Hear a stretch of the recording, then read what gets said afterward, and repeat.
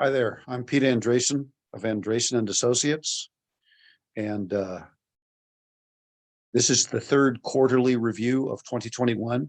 The quarter was July 1st to September 30th, and interesting things happen. By the way, I'm making this video from home today because it's noisy in the office. So here I am. Let's see what happens. Let's see if they can reach out to me here.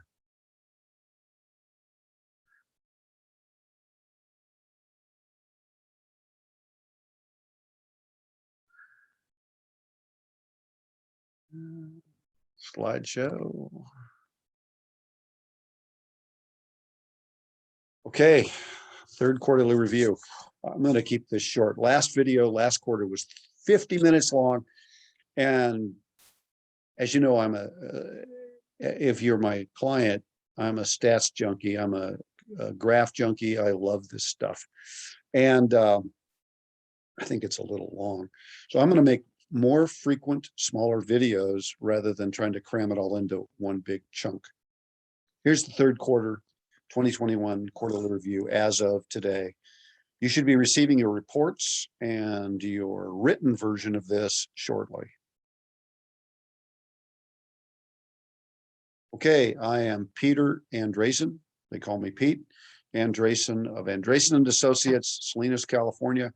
And here's all the disclaimers and lawyer speak I'm supposed to put in here. So this video is information for my treasured clients. If you're not my treasured client, by the way, I treasure all my clients, but if you're not my client, this is great entertainment. Take it and learn, enjoy.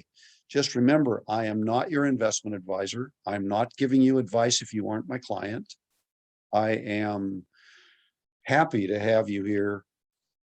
Just remember, it's an opinion. Nobody has a crystal ball. These are opinions of mine. The financial markets can go down, way down, way down.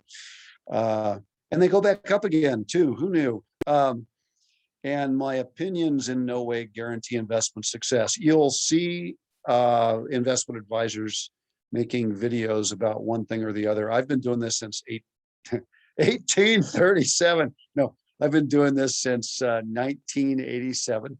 And I watch these people make videos and they say, oh, the market's gonna go down.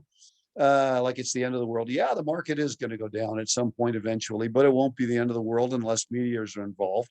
And markets are gonna go up. Yeah, I get this really rich deal.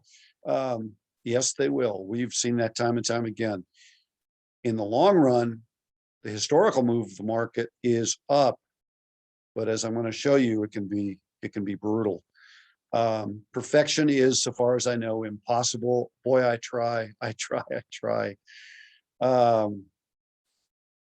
it's a blundering exercise with long-term success, I might add. We've created a lot of wealth. Okay, today's topics, the great experiment of COVID, basically, 2019 to 2022, let's say. Let's expand that out. The financial markets this year, that's what we really want to talk about. What may happen going forward? Of course, that's big. 10-year expectations. Inflation supposed to be bigger. China is the wild card, and what we're going to do about it. My contention is that we are involuntarily in a gigantic social, governmental, psychological, biological experiment caused by COVID. COVID is going to be fascinating. People are going to be studying it for decades. We've had over 700,000 deaths. 700,000 deaths, more than any war we've been in ever so far. And we need to realize that it's a big deal. It's not nothing. We keep acting like, you know, the financial markets are normal. Everything's going to be normal. Well, they won't be. We're not going back to the way we were, at least in the foreseeable future. But we are going to a good place at some point. COVID is going to be in the rearview mirror. One indication that happened in the third quarter that this is happening is that we now have vaccines that are continuing to be really, really effective. One of my family members had COVID. He's 28 years old during the third quarter. He was vaccinated. It was basically a cold with a fever. No big deal. He got through it. He was a healthy 28-year-old though.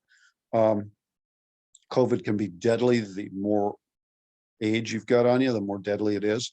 And now we've got molnupiravir, and molnupiravir is a drug that was already in use concerning the flu, and it seems to really work on the symptoms of COVID. So we are day by day, step by step, month by month, getting COVID into the rearview mirror. Now, the wild card, of course, is what happens if we get a new variant. I don't know, but the data is suggesting that except for the unvaccinated, COVID is passing behind us, although it's going to take years to recover. The great experiment of 2019 to 2022 is that the long-term effects of the malaise of COVID, the effects of the shutdowns, the supply bottlenecks, the vaccine mandates that are creating such social unhappiness, those are all still in play, and we don't know how long it's going to take. My guess is that it's going to take a lot longer than we expect. If you look at real estate, for example, the effects of lower rents in core urban areas, they might be permanent.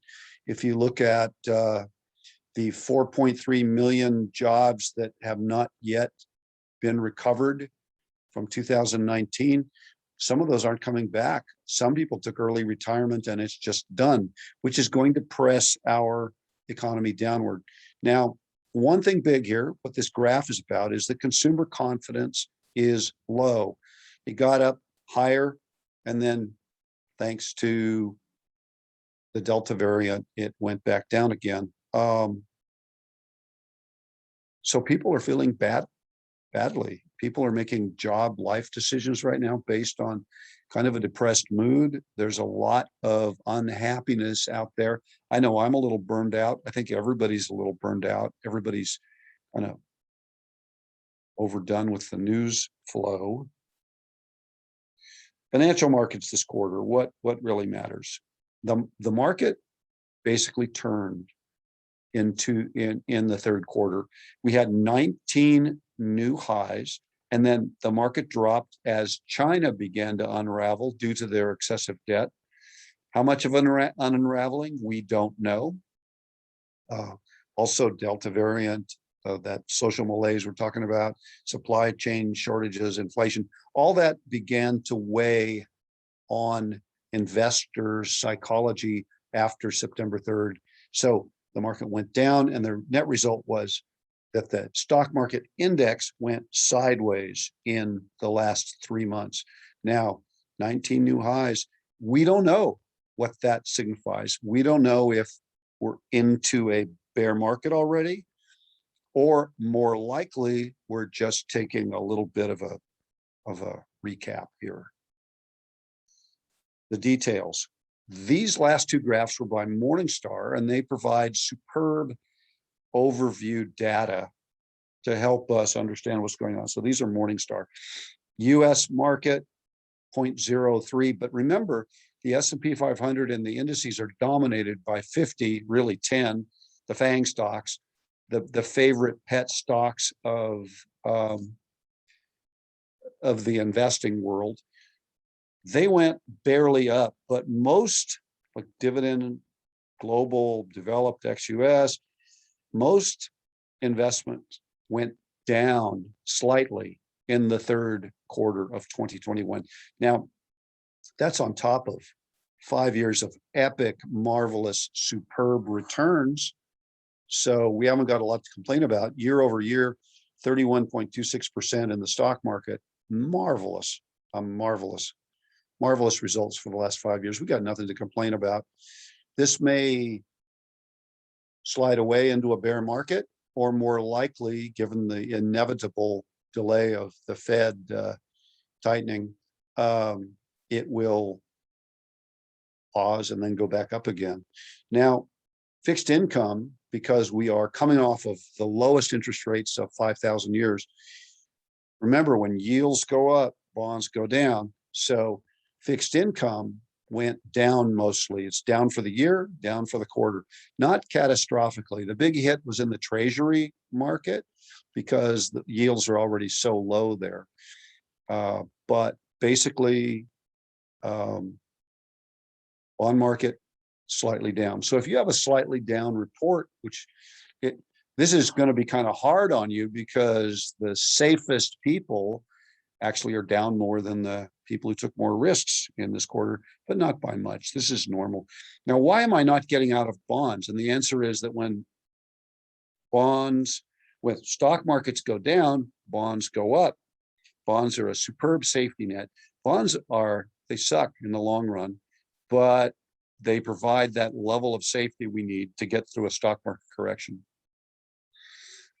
The US stock market remains grotesquely overvalued because of those relatively few stocks. There are many stocks, many individual stocks that aren't overvalued at all. This is a lot like the year 2000, where value stocks didn't really get overvalued. And when tech plummeted 65% for some of them, value stocks didn't get hit nearly as bad. Not what happened in 2008. In 2008, everything got creamed. But this overvaluation really right here reflects relatively few stocks. But that implies that some sort of correction is out there, and it might be 10%, 20%, 60%. I don't know. It's worth pointing out that I've been saying this for 5 years. The Federal Reserve has intervened time and time and time again. It is possible that we have reached a new paradigm. The progressive wing of the government would tell you that debt doesn't matter, that we can keep doing this forever. If that's so, and it's real, I have extreme doubts about that, then we've reached a vast new plateau of investing. As I think his name was Fisher, an economist, said in the height of the market in 1929, right before the crash. I remain unconvinced. But remember, a correction, if it happens, will be temporary. The Federal Reserve, our central bank, is doing everything in its power to spike the economy.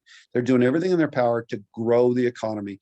This is the Fed balance sheet. And I call it the monopoly money economy because what they're doing is they're vastly overspending on the federal level.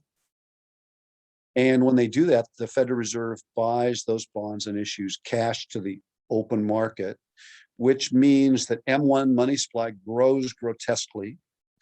And what happens is essentially the Federal Reserve is underwriting vast debt creation. So it's monopoly money. It's you can't even say it's printing press money. It's computer digital money. I believe that it's caused inflation, as it would in Germany in 1923, for example. Well, back when they just used printing presses, the cash money caused, wheelbarrows full of cash to buy one cup of coffee. That kind of inflation, which we haven't seen at all. Instead, it's created asset inflation in places like Bitcoin and real estate. All of that spending is not producing lasting gross domestic product growth. In fact, if inflation remains at 2%, as is expected, they're expecting negative rates on cash and essentially a negative real rate of return for the gross domestic product over the next decade. So we have this spike of recovery from COVID extending into 2022. 2023, we still are a little bit on a sugar high. And then in 2024, we actually go back to a substandard economy. So all this leaping about, build back better, et cetera. And I might add, it's both political parties. I'm not slamming one party.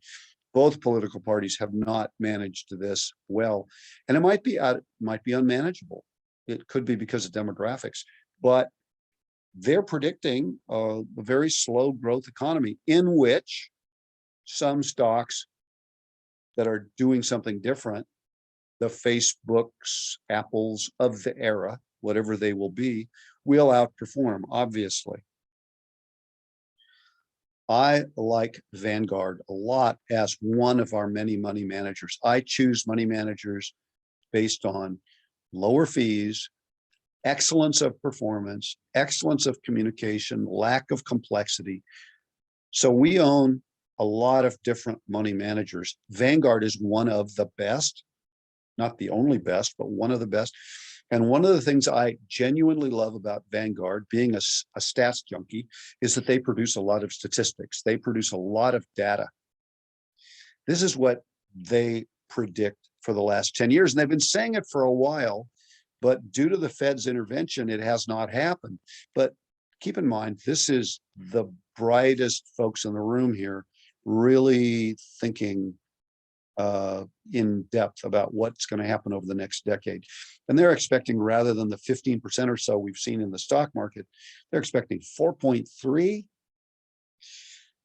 7.1 if you're international, which is tremendously better. How the US dollar is going to fall to make that happen remains to be seen, because there's so much actual negative interest rate debt in the world out there, which is absurd in its own right. But it's out there beyond the shores of the United States, and it should keep the dollar high unless something happens. They're expecting dismal returns on bonds, like 2.9%, cash of 2.2% max, US bonds 2.3, treasuries 2.1. So if inflation is at 2%, as they expect, let's say 2.3%, if you expect inflation at 2.3%, then that means treasury bonds are going to lose purchasing power over the next decade. We're going to have to invest very, very carefully, very, very mindfully. Hidden in here in this 4.3% projection is Vanguard's obvious perception that there must be a stock market correction out there, which means that we will find bargain points and be able to buy quite well. So that's our game plan. That's why we're in bonds. We're going to use those bonds as a parachute to open up opportunities in the stock market. I want to emphasize that predictions like this have often failed over the last 5 years due to external variables. The Fed, the outcome for the past decade has been much better than anybody expected. And that may happen again, which is why we're not in cash. If I didn't believe that I could be wrong, I mean, we really could be wrong here. We may be in a new normal, and then the good times are going to continue and this forecast is wrong, which is why we're not fully out of the stock market. And also there are caveats, and I'll leave those here, but the bottom line is it's guessing. It's educated guesswork. We always, all of us, guess about what's going to happen in the future. Look at this. Distribution of return outcomes from the Vanguard capital markets model are derived from 10,000 simulations as of June 30th, 2021. So they're doing their best, and most of the time they're right. Look at their investment track record. I can't tell you what's going to happen in the future. I don't know. But look at Vanguard's investment track record, and it's second to none. One of our best. So obviously they know a few things. Mark Hulbert on October 2nd, 2021 wrote in his column, if you want to see interesting stuff, look up Mark Hulbert. He wrote, bull markets don't end with a bang. They don't. What happens is various market sectors peel away and people wonder why that's happening, just like we saw in the third quarter. Just like we saw in the third quarter. That does not mean that we're going into a bear market, but that's what a bear market start does look like. It's like predicting rain here in California during this drought. You predict rain 10 times, you get it twice. Likewise, you predict the bear market 10 times, you get 2. Bear markets will happen only in the rearview mirror. You'll only be aware that we hit a market top when you look back in 4 or 5 months and say, well, that was a market top. Remember, a bear market takes a 20% correction, which is going to scare the stuffing out of a lot of us. That makes me look at what the past 20 years were like. I suspect that we're looking at the coming 20 years as something similar to what happened in the past 20 years. And this is what really informs my allocation of our portfolios. So look at this. The thing that you want to talk about is the market high happened in 2000, in 1999. And then in 2000, we had a big tech correction. Value stocks did much better. Here's the green line here is Vanguard short-term investment grade mutual fund. That's short-term bonds. That's super safe. You had the 2000 correction and the 2008 correction, so that the Vanguard 500 Admiral Index, the one that we all love, the S&P 500, that in the last decade has shut out the lights, last 5 years been something like a 15% annualized rate of return. But for the first 15 years of the 21st century, it lagged safe money, short-term bonds. Imagine that. Internationals in the form of the First Eagle Global, you guys know that fund well. Can't say what it's going to do in the future, but in the first decade, it was heroic. First decade of the 21st century. Now it's lagging. It's not keeping up with the S&P 500, but wow, look at that. Look at that 21-year performance. Now, my mother is almost 101. God bless this wonderful woman. And she still invests. How's that for a long-term investor? And she's owned First Eagle through this whole thing. And it's funny because we're still taking required minimum distributions off her IRA. I'm loving it. But investing in a diversified way allowed us to get through the first 15 years of the 21st century. Now, another one to look at is Vanguard Wellesley, 60% stock. Excuse me, I'm wrong. Correction. Vanguard Wellesley is 60% bonds, 40% stock. So mostly bonds, mostly safe money. And it outperformed the S&P 500, the stock market, with its margin of safety. How's that for bizarre? Not sure we can do that again because interest rates are lower than they were at the start of the 21st century. The point I'm getting at is that it can be really rough out there, followed by a wonderful bull market. If you're buying during these low parts, you're a hero. You didn't go through anything like this. You were out of this negative performance relative to safe money, relative to short-term bonds. You were out of there in a couple of years. If you're diversified, the key is to be able to buy during downturns. And that's why we are spread out all over. We're cautious, but we're not out of the money. You know, we're not out of the stock market because we might be wrong. This is what may happen in the next 20 years. May happen. Don't know if it will happen. Inflation. Every time I talk to some of my clients, they say, inflation isn't being counted correctly. Inflation is when you have too much money chasing too few goods, and you get prices going up for day-to-day items. How you measure it is a source of debate. But the bottom line is when the cost of living goes up, you've got inflation.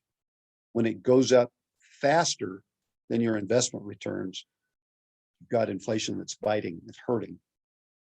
As you can see, we've had a spike of inflation. Most of that was supply chain connected.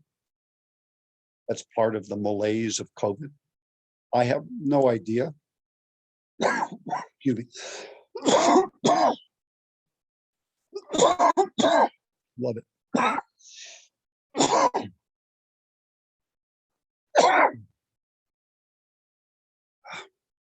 Anyway, no, I don't have COVID. Compared to the 70s and 80s, it's nothing. Is it long? People are freaking out because they think we're going back here to the 70s. No evidence, there's no evidence that's happening.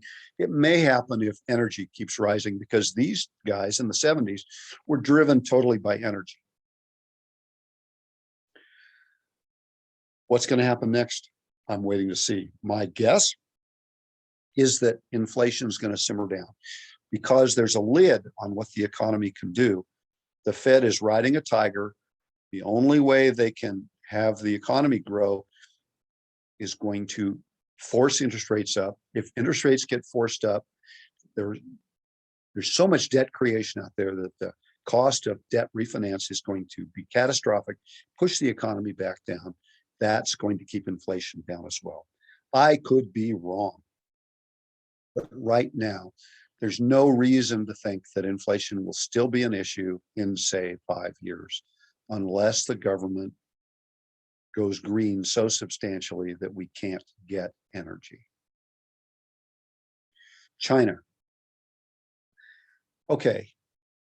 China's a wild card. It emerged as a big feature of the third quarter because of the massive debt creation in China, even bigger than in the United States, which is saying something. And Evergrande, a real estate firm in China, was facing bankruptcy. They haven't really gone bankrupt yet. That was a real big effect on the stock market here. But more importantly is that China, in terms of governance, seems to be stepping away from the rule of law, stepping away from capitalism and capitalistic ways of operating. Obviously, they claim they're communist and they're returning to those roots. Why are they doing that? Ideology, but the biggest reason is that China is a bit like the biggest country in the world, run by essentially a mafia of elite families, and they are protecting their space. No communist China equals no elites running the country, and the billionaires over there were getting out of control. They are at least trying, as they saw our withdrawal from Afghanistan, they are thinking that they can distract the Chinese middle class, who are our allies. The newly created Chinese middle class, they created themselves, okay? Using capitalism, they have enriched themselves and educated themselves and done a lot of hard work. They are our natural allies, and they're getting restive. They want more freedom. That's a problem for the elite Chinese families that rely upon communism to keep them in line. To keep the masses, who are not the bourgeoisie, the bourgeoisie middle class, to keep the lower class masses in rural China and the factory workers that have no skills, to keep them motivated, there is a great possibility that the Chinese government will do a wag the dog on Taiwan, which is attempt to bully Taiwan into a surrender so that the Chinese can take over the Taiwanese chip industry.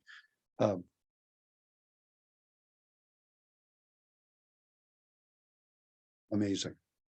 Anyway, the Chinese want to take on the Taiwanese chip industry. To do that, they have to bully the United States, which might be possible. They have to bully the Taiwanese into a surrender. They have to essentially do Hong Kong. To me, this feels like Germany in 1938 with Austria. It reeks, alarm bells are ringing, but that doesn't mean bad things will happen. Most of the time they'll threaten, but they won't get it. Another thing to think about is that what happens if the bourgeoisie in China doesn't go along with this plan? Entirely possible. The imperial government of Xi Jinping, therefore, becomes at risk. Could be interesting, not nice necessarily. So, diversification, discipline, caution, courage. What am I going to do next? Well, we've been riding some wonderful financial market upturns over the last 5 years.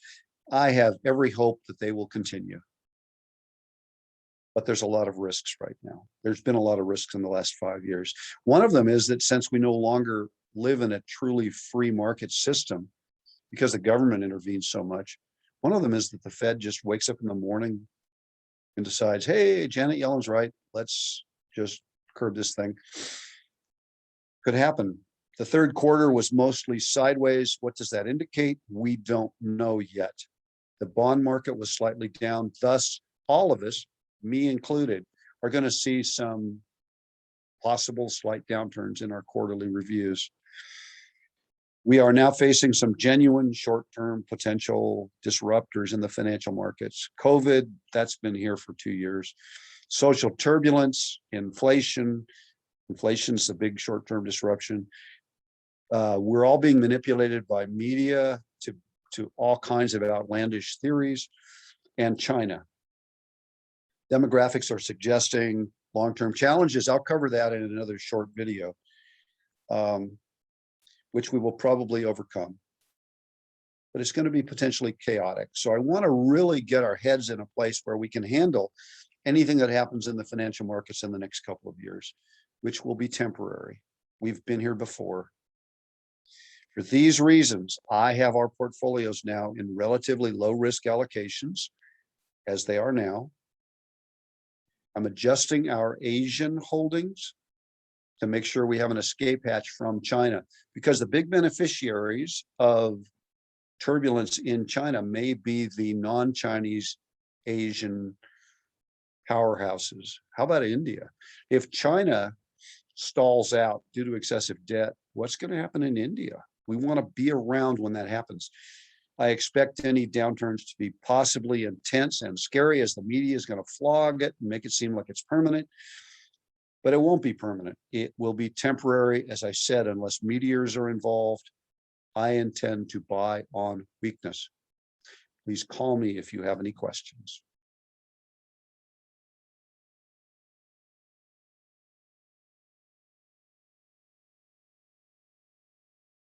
Okay, that's it. I wish you well as we go into the finishing weeks of October. Expect more of these short videos in the future. Blessings to everyone. Thank you very much.